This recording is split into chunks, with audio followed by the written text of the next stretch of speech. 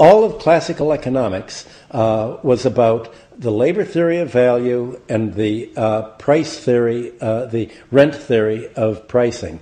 The ideal of classical economics was to bring prices down to the actual cost of production by financing the government budget by essentially taxing economic rent.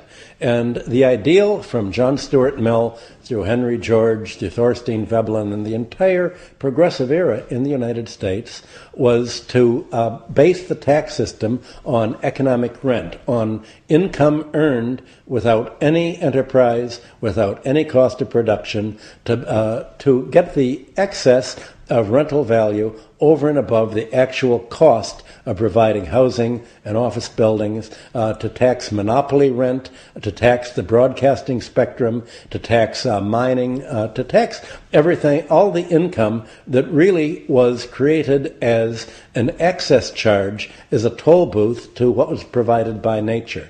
So if the American tax system for the last, say, 20 years, even 50 years, had been based on taxing property like it used to be, then property prices wouldn't have gone up. You would have had a low price. If you would have taxed the entire rental value of property, the value of land is distinct from the value of buildings, then you would have the government tax system keeping down the price of property to its actual value, and you wouldn't have had to tax labor through an income tax. You wouldn't have had to have sales tax. You wouldn't have had to have a Social Security and health care tax. The rental value, economic rent, that is income without a cost of production, absorbs about 35% of the American economy.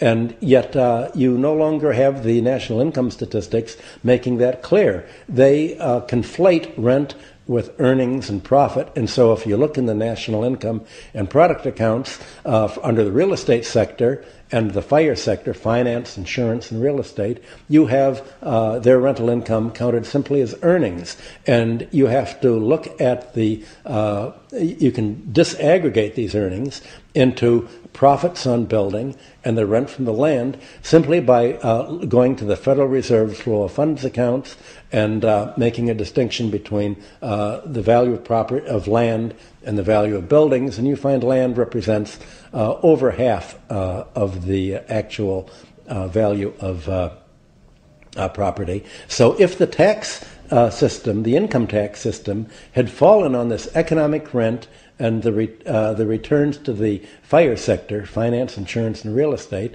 then you wouldn't have to tax labor at all. You would have the lowest priced labor in the world.